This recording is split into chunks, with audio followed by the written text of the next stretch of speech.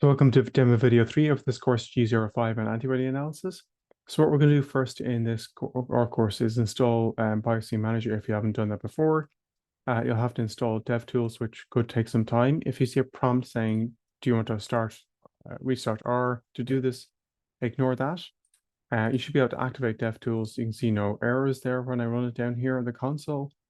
And then we're able to install from GitHub msubrun and from that username MSU PRUN for this BBA-ER bead-based epitope assay package, which we can install. So we're going to ensure that all of our packages are working here.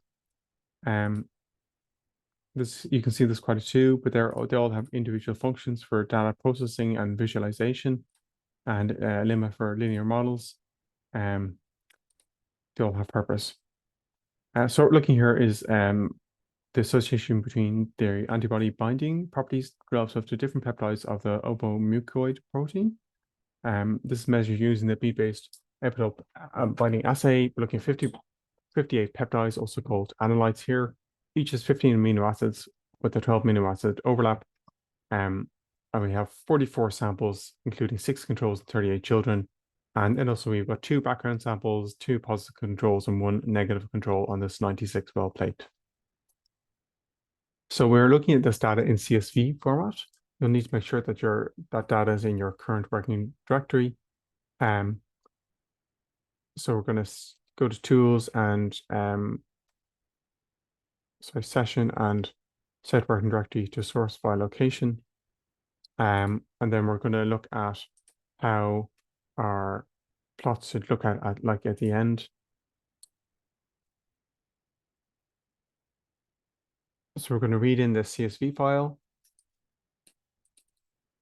It contains a location column, it contains a sample column, it contains numerous analyte columns as well in the pdata part. We have our 88 samples and it's on a 96-well plate. So what we're going to do first is use that package BBAR to set up a plate we're calling L. We're going to rename the plate design database using this command line 67. So it's taking the existing plate design in L to name it, give it a different name.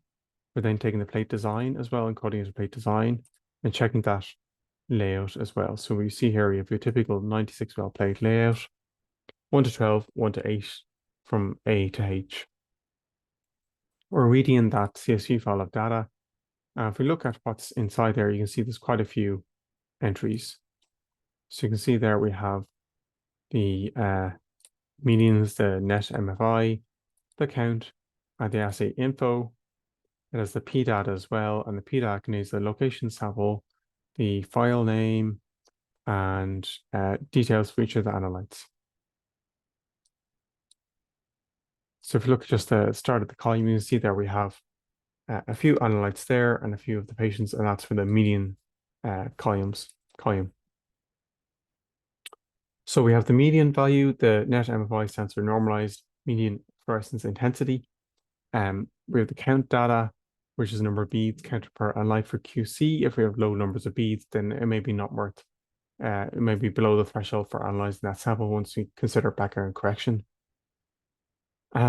And so we can look at the column names of the P data as well. So you can see there we have the location sample file name, the plate sample number, null number, well letter, and so on, all the way through. If you look at that P data only, you can see that we have our patients at cell A1, we have a location cell A1, and the samples 1901-R1. So R1 and R2 are the 2 replicates for that particular sample.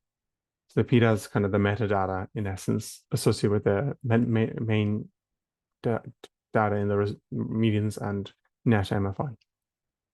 So what we're going to do is load the clinical info, PDEG, and annotation info, ANNOT-EGG as well. So if we're going to use data egg to launch this, and look at the structure of ANNOT-EGG. That contains these 58 analytes again, the peptides associated with these 58 ones, the proteins all the same, and the peptide names and label names correspond as well. If you look at that data, you just see that it's in a tabular format with some redundancy. And we're going to link that with our peptides. So what we're going to do next is use this function change annotation. The object is BBEA egg from above, or putting the annotation as annotate egg. The new column name is called peptide, and the analyte column is called analyte. So we're adding this onto BBEA egg, and we're going to check it works by looking at the medians column. So let me run that the right way. So you can see there we have OVM replacing the analytes that we had before. In the same way, we have PDEgg that contains the PTID, the patient ID, the age, the egg IgE levels, and the group. So you see the group, we have PDEgg, we have atopic controls and egg allergy samples as well.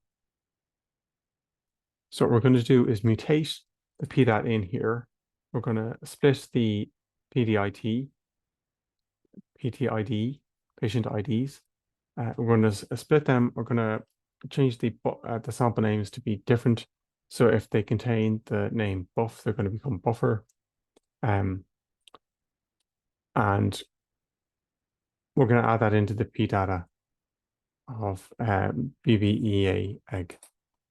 So if we run this, what we can see then for the PData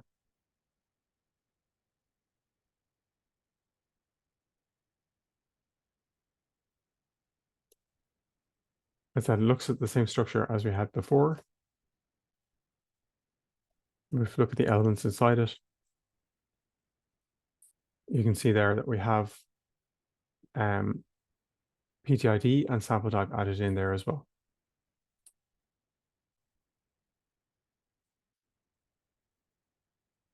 So if you look at here at the sample types, we have different sample types that are present.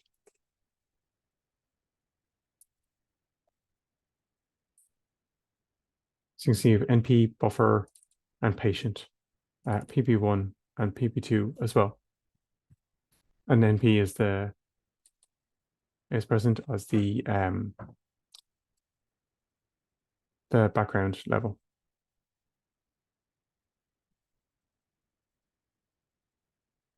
Okay, so what we're going to do is just merge the PData and PDEgg by PTID. So now that PDEgg has the PTID here, we can see there, and if we look at the PData, we also have the PTID there as well. There we go. Arrayed slightly differently, but they're still present. It's just that in the PTID for PDEgg is a single entry, whereas for the PData, PVEA egg PData PTID, it's a duplicate.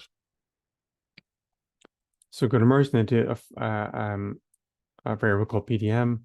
We're going to add to the row names of the PDM from the file. So we see now for PDM, we have those row names corresponding to the samples. And then we're taking the column names for the medians for PDM and putting them into PData as well. So if we look at what's inside there, you can see there we have these column names for each of the samples. So we've got the row name, the patient ID, the sample location, and then the sample ID. So that's stored in the PData. So if we look at this again, we can see there if we've added on the subtype, the age, the IgE level, and the group as well. So what we can do next, is image the PData. So we're going to call this file name qc.image, and it's based on the plate design. So if we image this, we'll see that pop up on the right-hand side. You can see our 96 well plate image over here from A to H and 1 to 12. And then we can do QC. So we're taking and this will be written file, qc.image to be file written locally. We can also take that egg data. We're not going to log2 transform it yet. We're going to call it qc.heatmaps.pdf for the output. It'll be sent to a local file. And we're going to look at the counts to see if there's something with a particularly low count inside there. So what we can see there is the kind of plate laid out for each of the different samples. You can see most of the counts are high. There's some OVM regions with the low counts, but nothing too bad.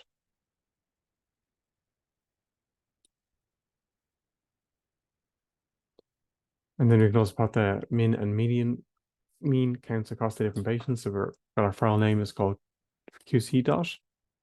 Plate var is the plate, and we're going to write that out to P, and then good arrange that. So we're plotting the P min and average together.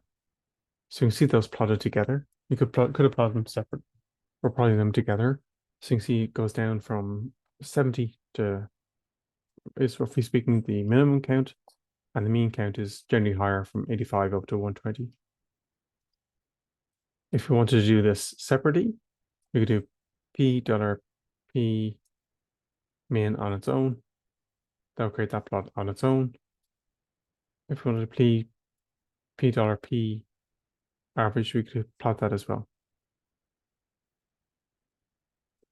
And if we want to remove a subset of samples, we would use BBA subset as below. We'll take a subset from these samples if, say, they have a particular criteria, so that could be below 25, for example, or we won't threshold. But if we did a more drastic one, let's say below 75, we would then look at the structure of that. The mean count is below, let's say, 105. So it's saying that would have removed 61 samples from that. Next, we want to normalize our samples. We're taking the log2 of the median and subtracting the average background from that to get the normalized NMFI. So you can see when we look at the samples from P data, we can see that samples 71 and 72 are the background rels, buffer 1 and 2.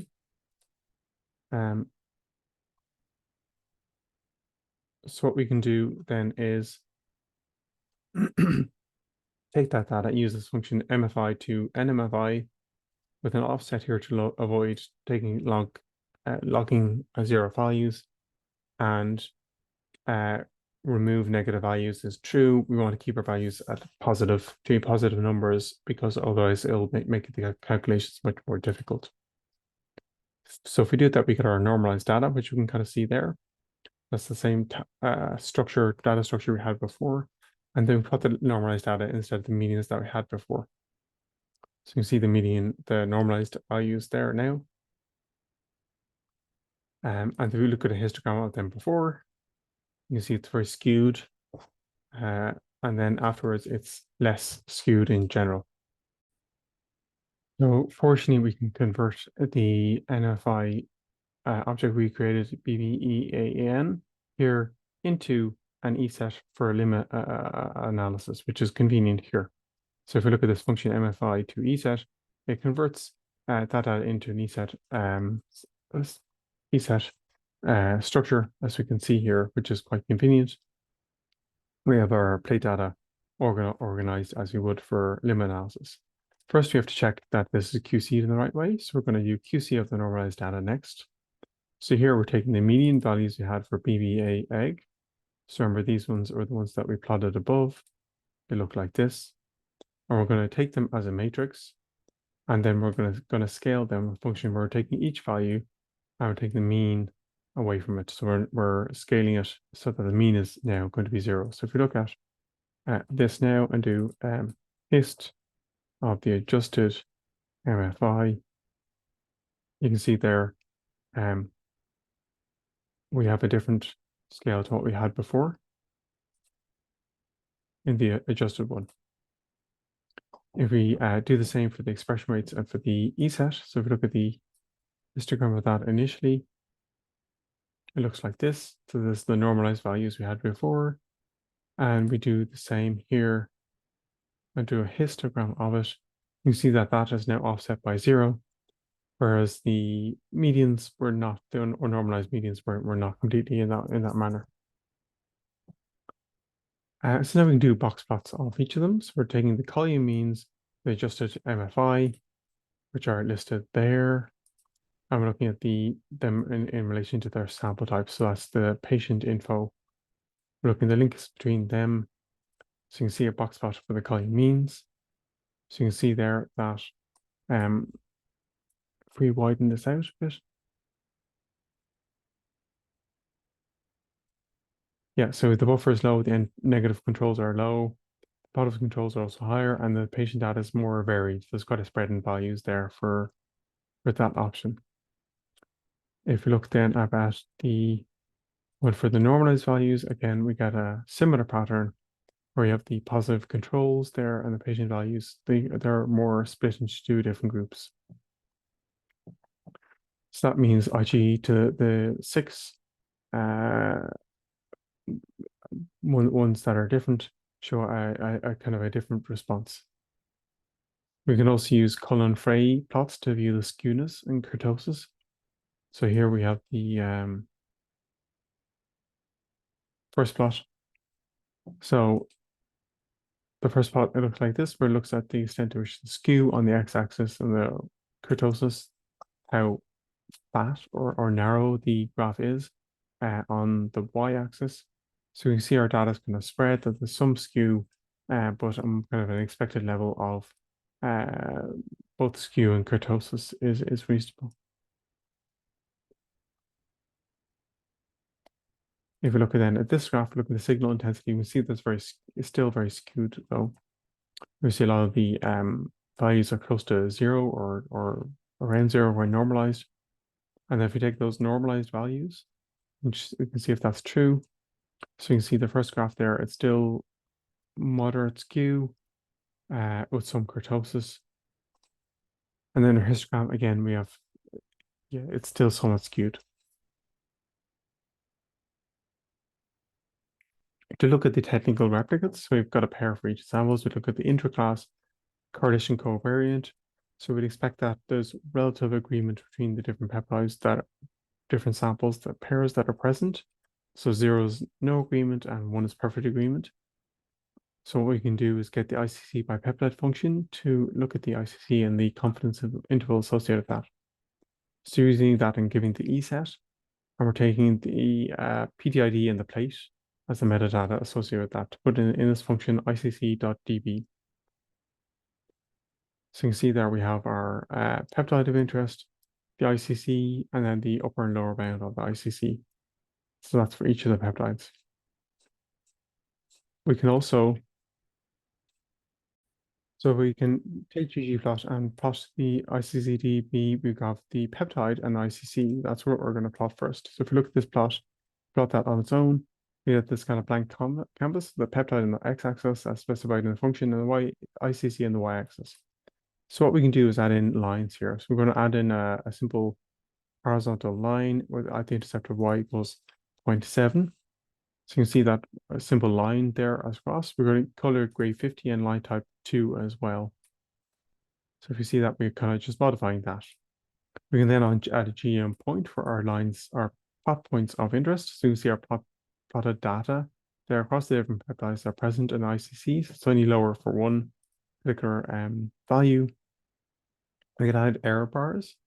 Unless we give the error bars some data to work with, they won't work. So that's why we're giving use y-axis and y-min as the lowest, lower, and upper confidence interval and a particular width as well.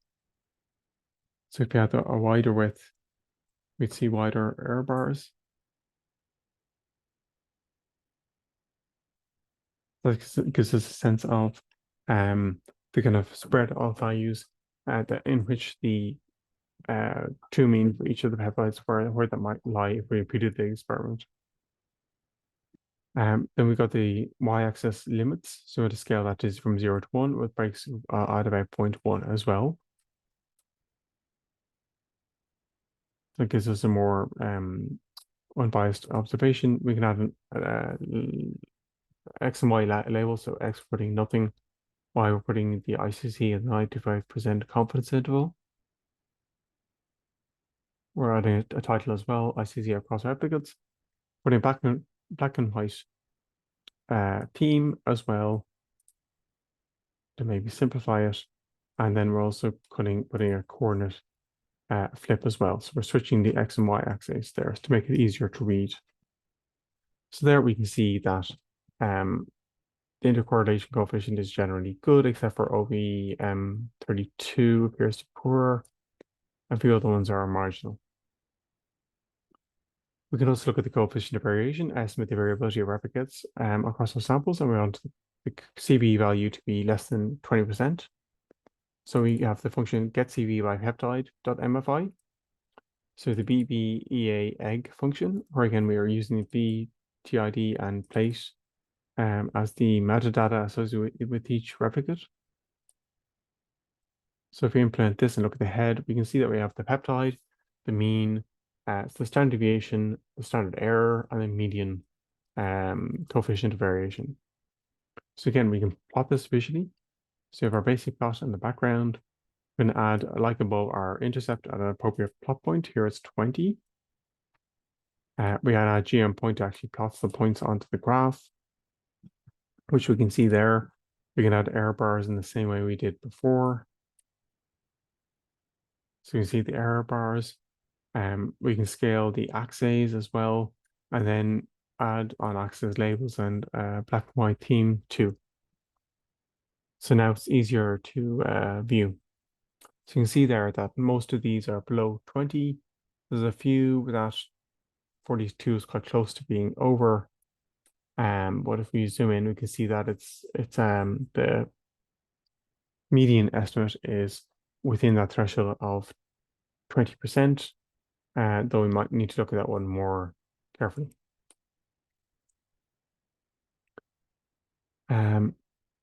So now we can look at the technical averaging the technical replicates. So here we got the ESET average. So we're getting the average by reps from the ESET based on the PTID. If we look at the structure of that, we can see we can extract the expression set on those values for each of the OBM peptide sequences for each of the samples. And we can plot the analytes per patient per group with diagrams showing similarity. So we use the feed map function, which takes the expression rate and the ESET average. We're scaling it across by the row. We've specified the font size. So if we don't scale it by row, we can see what we would get.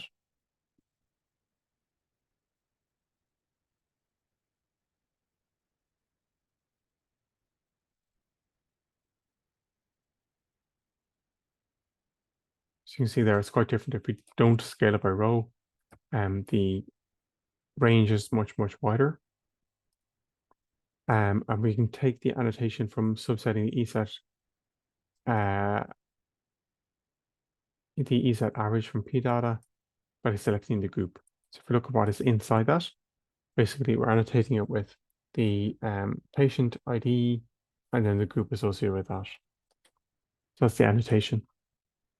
So if we plot that together, we can see the normalized values and the peptides corresponding there, and then the samples are along the x-axis.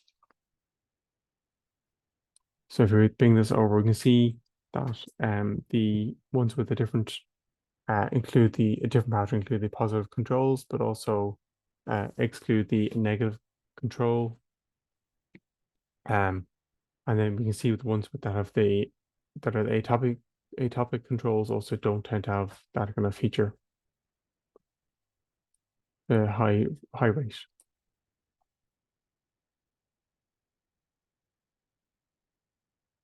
We can also look at this function binarized MFI by SD by looking at the samples with values at least 3 standard deviations above the buffer wells. So what we're giving it is the BVA egg values. The buffer name is NP plate cell. Look at the plate and PTID, and the threshold here, NSD, is equal to 3. So if we look at that,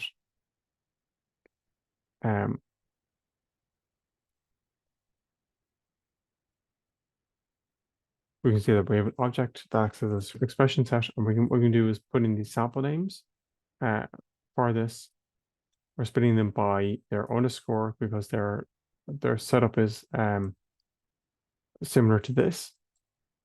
So if we look at that, we're just extracting the short patient IDs themselves and putting those into the binary DB as the sample names, and we're going to remove the buffer well. So if we look at that function that's operating here, we're looking at true false examples for each of grepping buffer against the sample names of this binary.db. So you can see there's two here that contain buffers, and there are the ones that are false there. So then if we run this function to not being like this, then these are ones that are excluded. And then we can take the expression set of the binary.db and plot them on a kind of binary scale to see if they are present and absent. So that's kind of a thresholded approach. So you can see they're present and absence. We can see that some are present across all of them and some are not.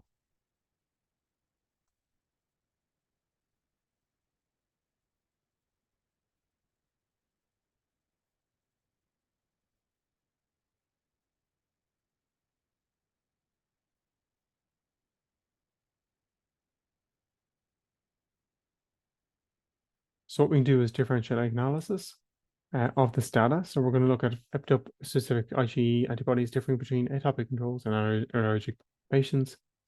So what we're going to do is take the ESAT average, and we'll use the which function to grep those that are not NP or PP. So you can see that we have the numbers that are not NP or PP, the negative positive controls. We're going to call it ESAT-I. We're creating a design matrix. We're creating a design such that we have a simple set of columns delineating which are in the group egg allergy set. And then we're going to use the main names function to take the column names of the design. So if we look what's in the column names of the design, we can see that we x.intercept and group egg allergy. Look at the design, we see it has this structure. Simply one is present and one and 0 is absent. So what we're going to do is make a small 2x2 table showing the comparison of controls versus egg allergic, and only the latter have this group.egg allergy variable that we defined above. So if we look at the control matrix CTRM, or make contrast to make the controls equal to the x-intercept, and egg allergy are equal to the x-intercept plus the group allergy variable. So the controls have the basic intercept, and then they lack the allergy effect, whereas the egg allergic group have both. We can also do is add in a comparison of the allergic versus the controls by adding a group egg.allergy variable as well. So if you look at that, here it's a 3x2 table. So you can see the group egg allergy also have an option of being 0 for the x effect, and just based on the group egg.allergy effect. So what we can do next is use a limit using the linear model fit function to fit a linear model using ESAT-I based on the design. So we're using a fit based on control D, that dataset, and using the empirical base E-base function to achieve that. And that takes on board the contrast.fit model based on the design matrix that we have here. So if we do that and then we look at the structure of EB fit, you can see that has an object with data for these 58 samples for each of the 3 groups that are of interest. If we plot that, we can look at the variance trend. So we're looking at the average log expression versus the square root of the sigma value associated with this. So what you see is that it increases, and you can see that the variance increases with the average log expression. or the log adhesion to the peptides. So that's worth noting as well as a potential confounder for our analysis here. We can also use the decide.test function to take on board EBFIT and use Benjamin-Hock word correction for p-value threshold of 0.05 and log 2 fold change of 2 to give us values to see what ones that are high and lowly expressed. So what we can see there is we've got 58 values and the 3 groups that are of interest. So you can see that there for that one, and we get a summary from that, and that gives us the up and down levels for different genes. So you can see for the controls we have most are no change, the egg allergic all are change, and then the other ones we do have change.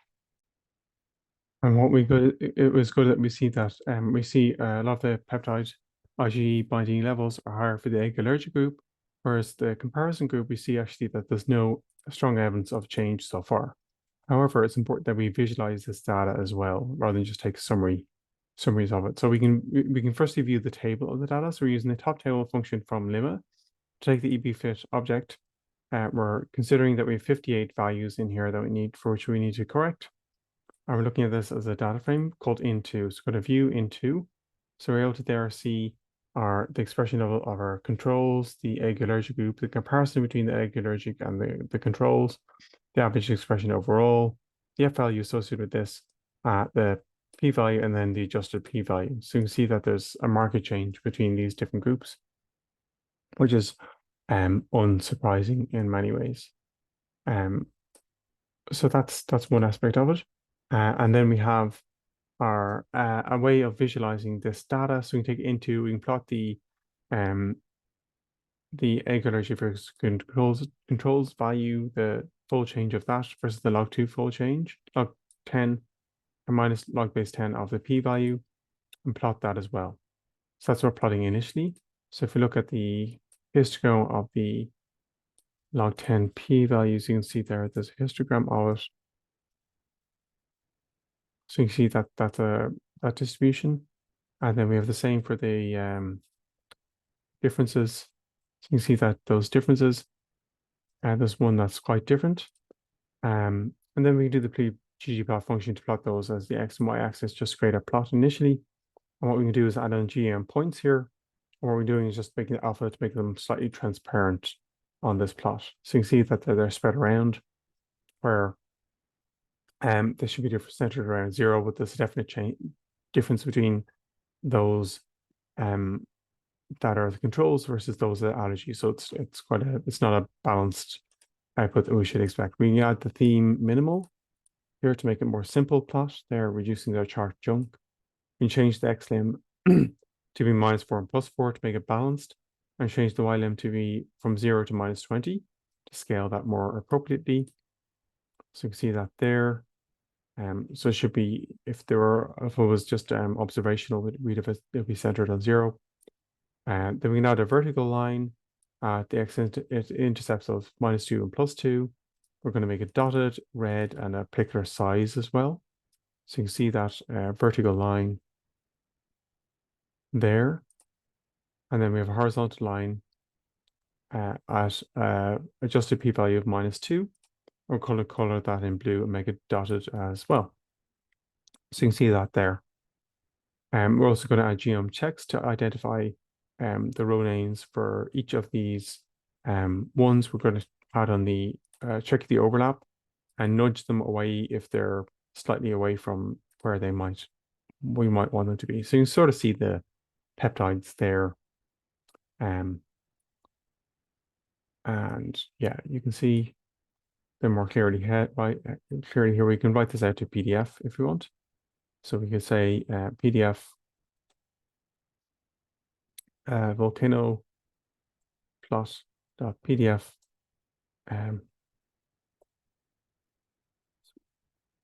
So complete that command and dev.off, and that will write that out to a file.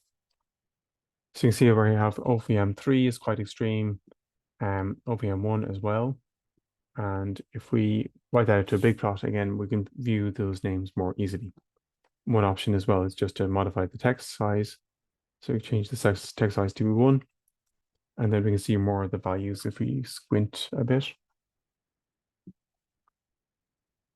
Finally, we can look at the ones that have some more substantial change by looking at the ones with a adjusted p-value less than 0.05, and one where the log2 fold changes +2 or -2, and get a subset of them called in 3 here. So we see we've got 8 altogether with those differences, and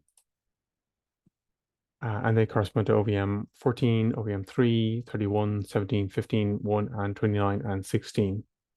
So that's kind of one way we can get more information on the peptide regions of the alpha-mucoid protein that are associated with this egg allergy response using lemma and the initial epitope assay at the start. And we'll talk about this more during the class itself.